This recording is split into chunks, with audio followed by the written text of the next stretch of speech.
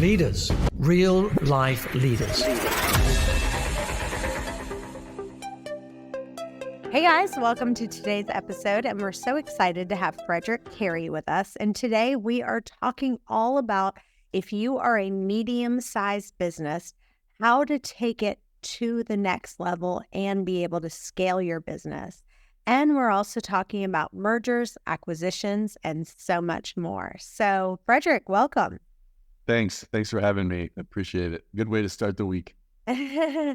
So let's talk about right now. Let's say someone has had a successful medium-sized business. They're growing, but they're going through some hard times and they're having a hard time kind of reinventing themselves, because as you grow, every time you take a next step, you really do have to reinvent some things. So let's talk about some stories that you've seen and what you've seen that actually takes people to the next level. Yeah, and I've had a long history of this, as I told you before we started here. Started 10 of my own companies and have a stake, a shareholder in 400 others. I've been through a lot of these growth cycle pain points that your audience is experiencing, and I think one of the key elements that we need to think about with any organization is creating that next organization. It's like, what can I be doing to make myself obsolete? And if you're not having those thoughts, then somebody else is going to make you obsolete, or else you're going to grow to a certain level. You're not going to get any bigger, because the mindset of making yourself obsolete really involves the mindset of how do I create something better? How do I take this foundation of what I first had that people loved, that got me to 15 million, 50 million in revenue, but seems to have a ceiling there? How do I take that person, that entity, that strategy, and tear it apart and come up with a better one along the same lines, but it's going to take you to that next level? So what is some of the mistakes that you've seen that people do? Try to give us some specific examples. You don't have to name the company, but you can just give us some examples of things that people have done wrong in this area. Some of the biggest companies in the world have leaders like Richard Branson, for example. Basically says, come up with a really great idea, surround yourself with amazing people, and then get the hell out of the way.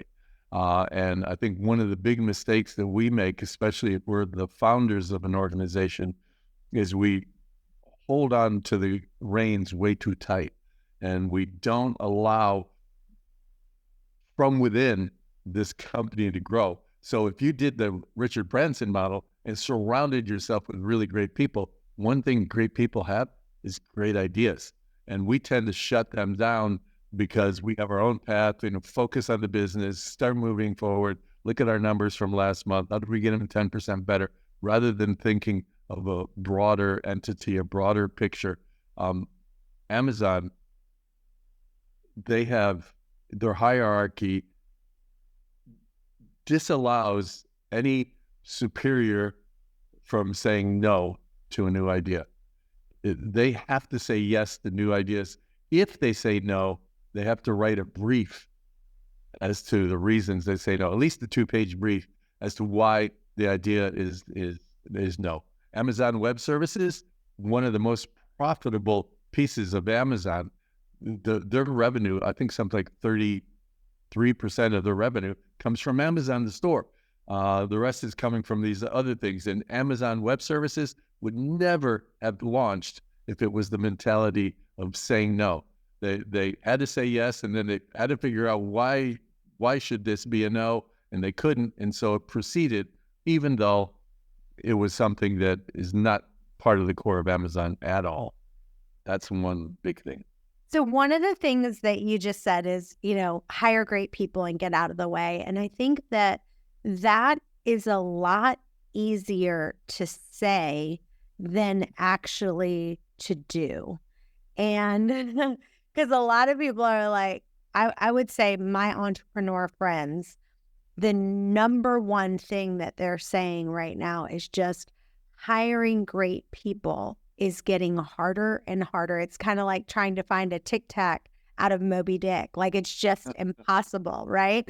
So I think when you say that, what are some tips that you're doing that actually is working? If you were going to, if someone came to you and it was one of your businesses and they were like, look, I'm just having the hardest time right now hiring great people, what would you tell them? I tell them, if you're having a hard time finding great people, you're probably looking at the resume and not the person.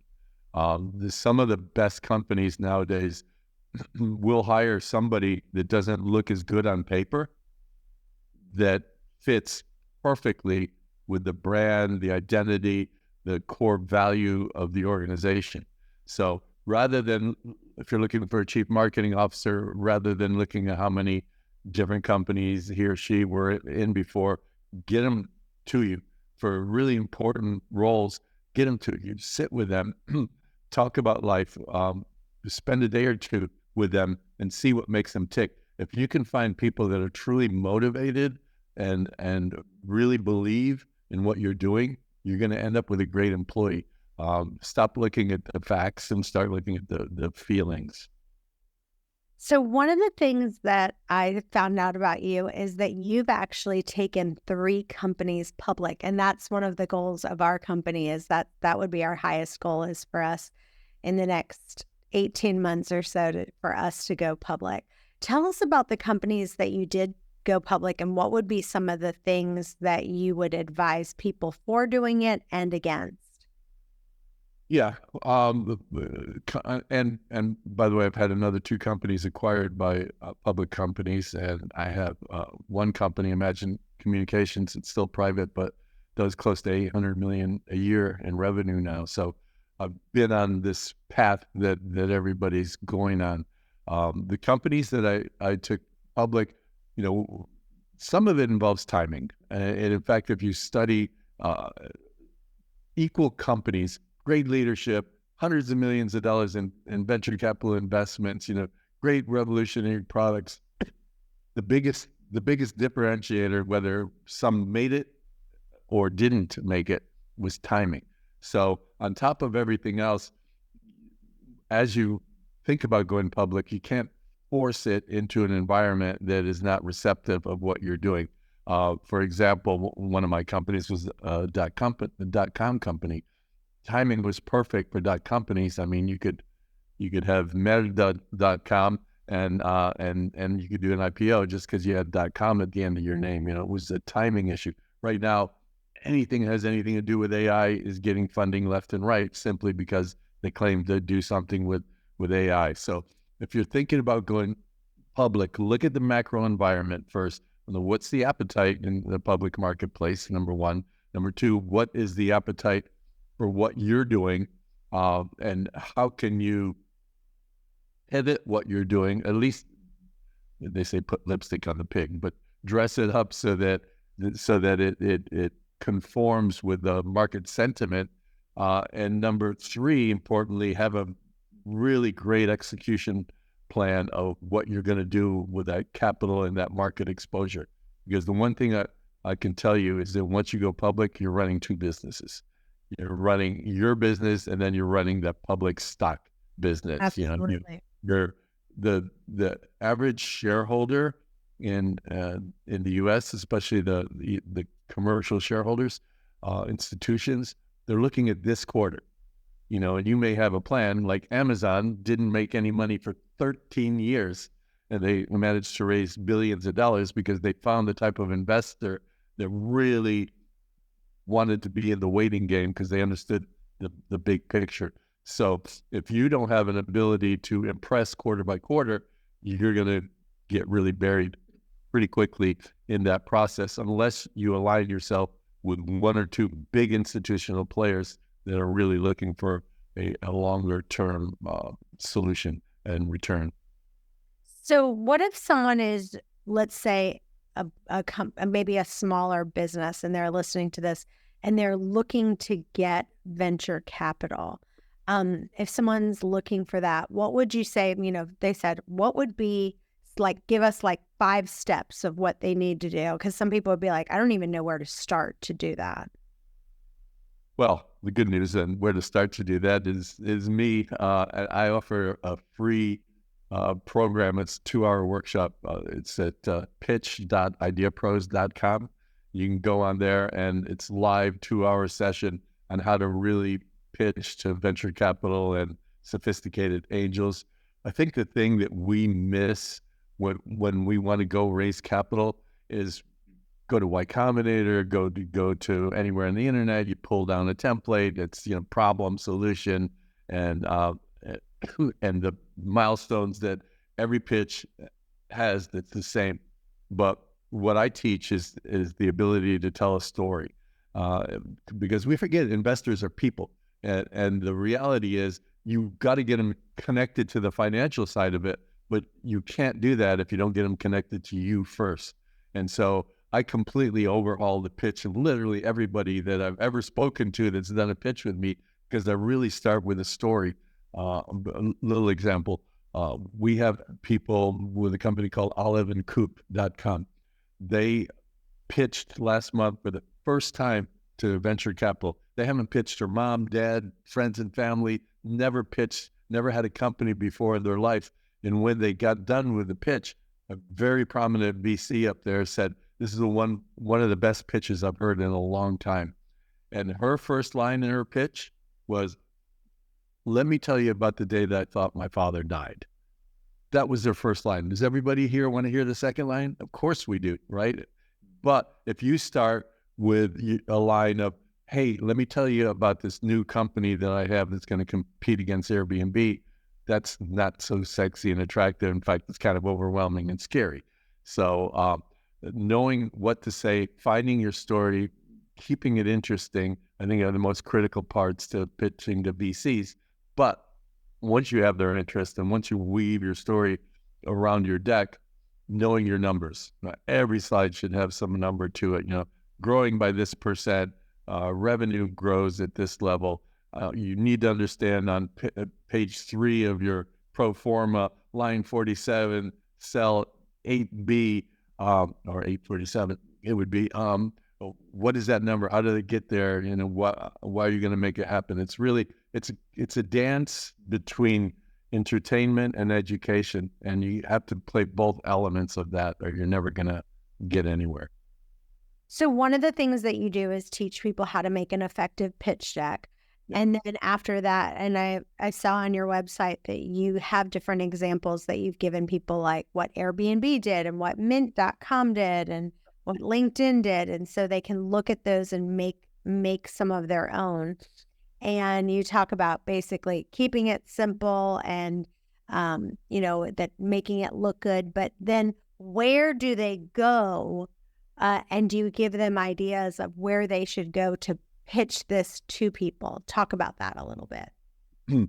Yeah, I started about 5 months ago, but I ended up being the sweet spot between investors and founders with what my company does. And so I've been invited to go up on a monthly basis to Palo Alto in a pitch event that happens on a monthly basis. Literally close to 100 venture capital firms are there. And if you come and do the pitch competition with me, and I think you're ready, I can bring you to Palo Alto and get you in front of at least 50 venture capital firms and angels, literally on a monthly basis. It's a hard group to penetrate. Then most of us are regulated to going online, going to their form, filling it out, attaching our deck, and never hearing anything again. But we have a captive audience. I buy them lunch, so they're stuck with us, and I spend a few hours with them. And this month I have 8 companies going up there, so definitely can get you, if you have the right stuff, the right management, great story, and you're willing to learn, I can get you in front of venture capital. I want to tell you, one of the reasons why I joined and I just love Cancel is that I can get 100% commission, I get revenue share, and I get stock. I am making thousands of dollars every single month in revenue share in stocks.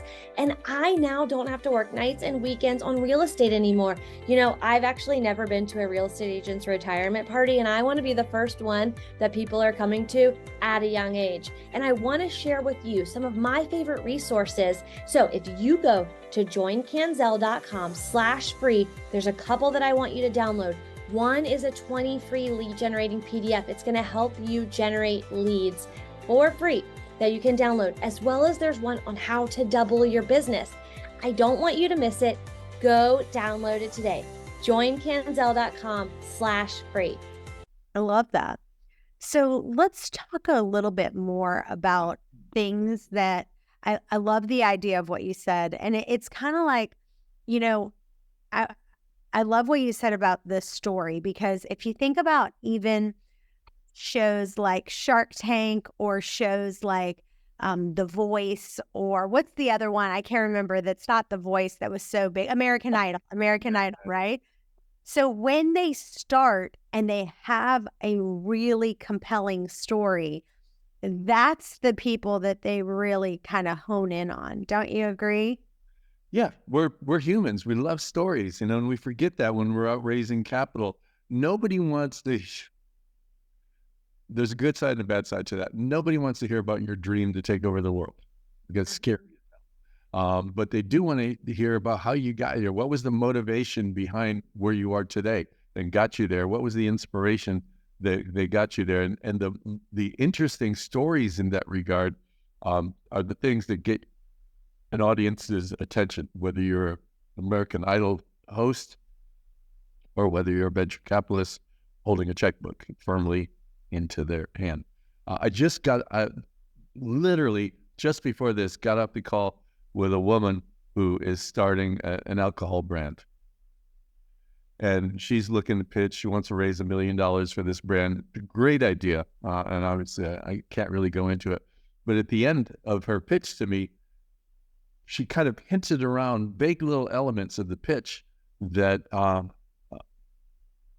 never really came out in the deck. And what are some of the elements? Well, some of the elements are like she built a skinny margarita brand from the ground up. She built another gin brand that exited $300 million, got acquired by private equity. She was a lifelong tennis professional and raised 2 kids that are ranked tennis players that are all part of this. This is the skinny drink. So it's all part of the skinny, healthy movement. None of that is woven in the story.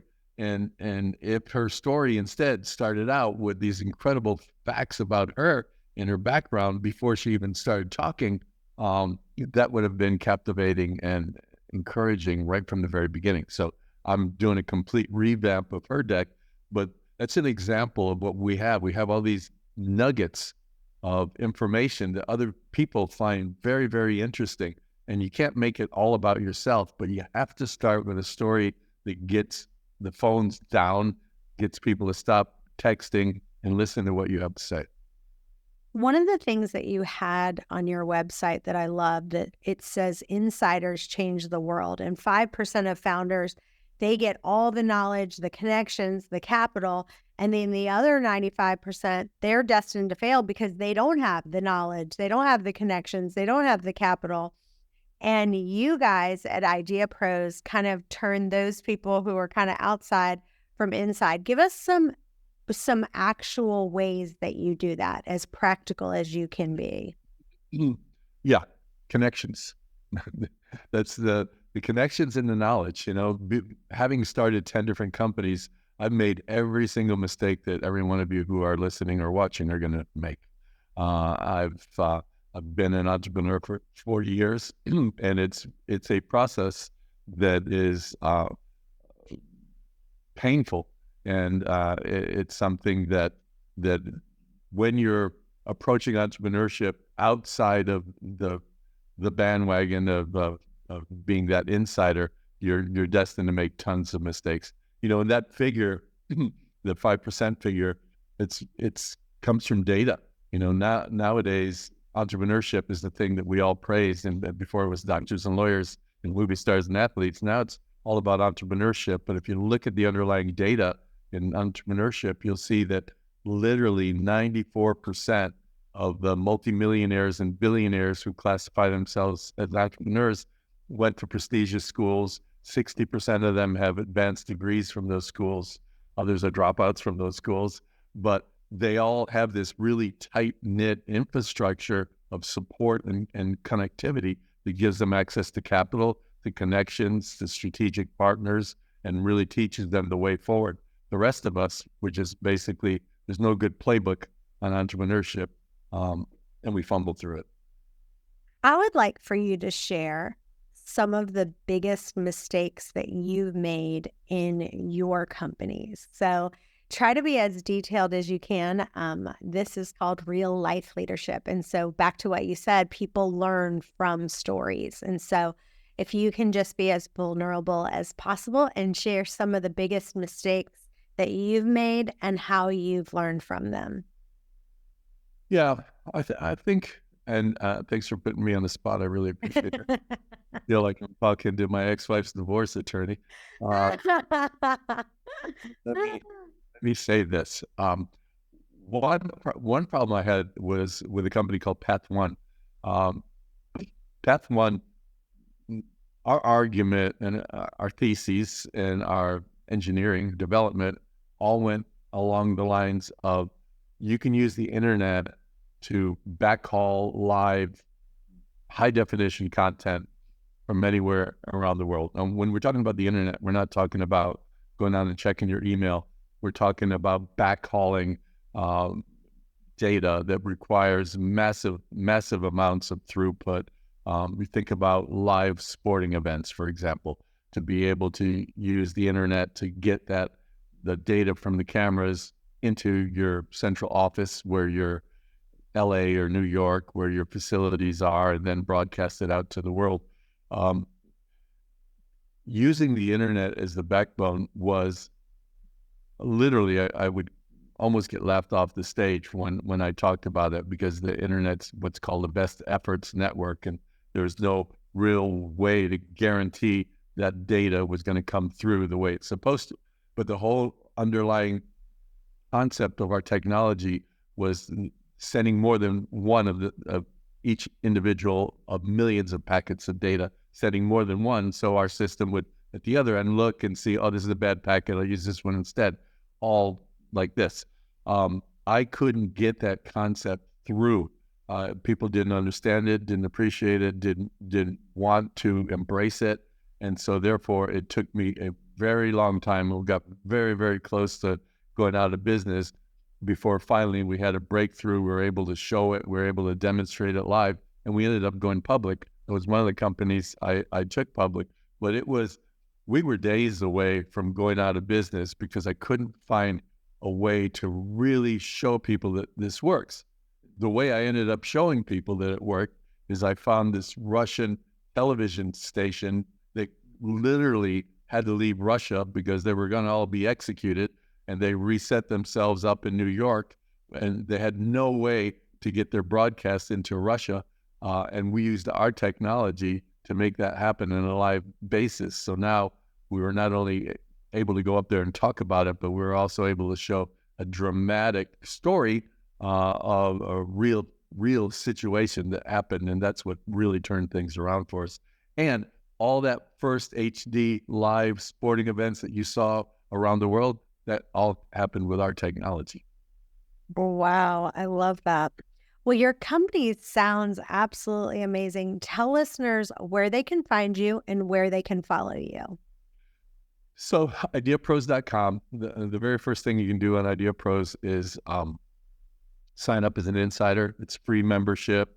We do newsletters every week. A couple times a month, we do workshops. All of that is free. Obviously, we're not a nonprofit, so we like to get paid as well. So when you find that you need more, we can do just about anything as far as making connections, helping you with your strategy, reinventing yourself, being able, if you're stuck at that 25 million in revenue a year and you can't get any further, we'll show you how to take it to another level. Also, go to Instagram at official Fred Cary, Cary. I have a whole bunch of followers there. I think it's about 500,000 right now, and I'd love to have a few more. And then finally, if you have something that's really pressing and you want to speak to me directly, you can just write to me at fred@ideapros.com. I'll be sure to answer you, and if I can't help you, I can direct you. Awesome. Well, you guys stay tuned. We've got another episode coming up in just a few. Bye-bye for now. Thanks for listening to this episode of Real Life Leadership. If you'd like to get the show notes or access more resources, log on to reallifeleaders.com/podcast to get the show notes from this episode and any other resources we might have mentioned. And also, we'd love to hear from you. Be sure to review or rate this podcast on Apple Podcasts to help spread the word. And if you have any leadership questions you want answered, email podcast@reallifeleaders.com.